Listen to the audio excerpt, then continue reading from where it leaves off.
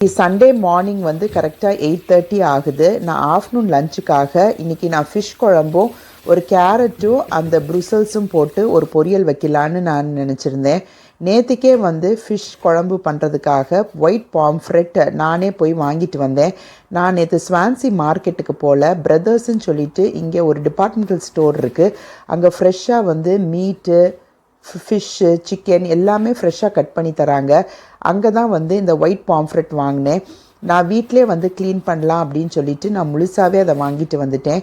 3 pomfret வந்து சேர்த்து 8 pound 20 Benz ஆச்சு.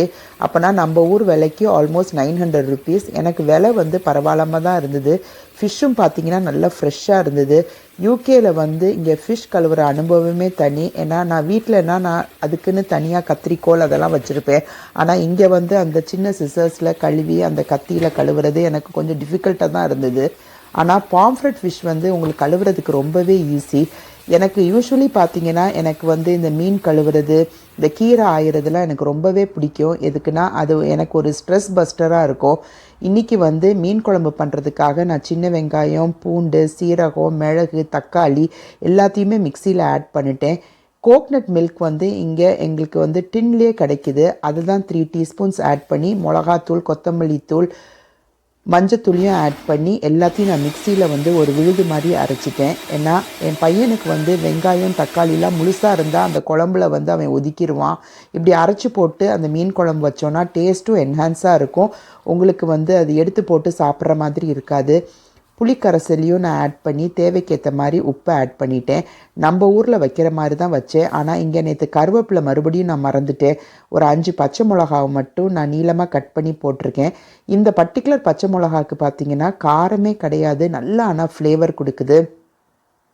கழுவுன மீன் 3த்தையுமே நான் ஆட் பண்ணிட்டேன். ஏன்னா இன்றைக்கி நான் பொரிக்க போகிறதில்ல. இன்றைக்கி எல்லா மீனையும் நான் குழம்பே வைக்க போகிறேன். ஏன்னா இன்றைக்கும் நாளைக்கு காலையில் வந்து தோசைக்கும் மீன் குழம்பு வந்து நல்ல ஒரு டேஸ்ட்டாக இருக்கும். அதில் நாளைக்கும் அந்த குழம்பு வச்சுக்கலான்னு நான் முடிவு பண்ணதால் கொஞ்சம் குழம்பு வந்து கொஞ்சம் ஜாஸ்தியே பண்ணிட்டேன். யூகேயில் இன்னையோட வந்து எனக்கு ஆல்மோஸ்ட் ஒரு 10 டேஸ் முடிய போகுது. எப்படி டைம் வந்து போச்சுன்னே எனக்கு தெரியலை. உள்ளபடியே வந்து டைம் நெருங்க எனக்கு மனசு கஷ்டமாக இருக்குது. ஏன்னா 2 வருஷம் கழித்து என் பையனை இந்த வாட்டி வந்து பார்க்கும் போது இருந்த சந்தோஷம் போகும்போது எனக்கு கொஞ்சம் ஒரு டிஃபிகல்ட்டாக தான் இருக்கும். இன்றைக்கி இந்த மீன் குழம்பை வந்து நான் கோகனட் ஆயில் வச்சு தான் தாளிச்சிருக்கிறேன். கடுகு, சீரகம், வெந்தயம் போட்டு தான் தாளிப்பு கொடுத்துருக்குறேன்.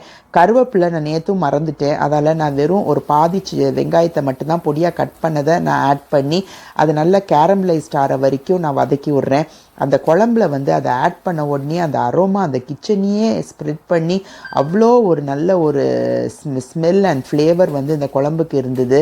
உள்ளபடியே வந்து இந்த மாதிரி மீன் குழம்போட நம்ம சூடாக சாதத்தை சாப்பிடும் போது அது ஒரு தனி ஃபீல் தான். நான் வந்து இன்றைக்கி பொரியல் வைக்கிறதுக்காக ப்ருசல்ஸையும் கேரட்டையும் நல்லா ஷ்ரெட் பண்ணி வச்சுட்டேன். அதை வச்சு தான் இன்றைக்கி நான் பொரியல் பண்ண போகிறேன். மீன் குழம்பு பார்த்திங்கன்னா நல்லா சூடாக ரெடி ஆகிட்டு இந்த பொரியல் வைக்கிறதுக்காக வெஜிடபிள் ஆயில் தான் ஆட் பண்ணியிருக்கிறேன்.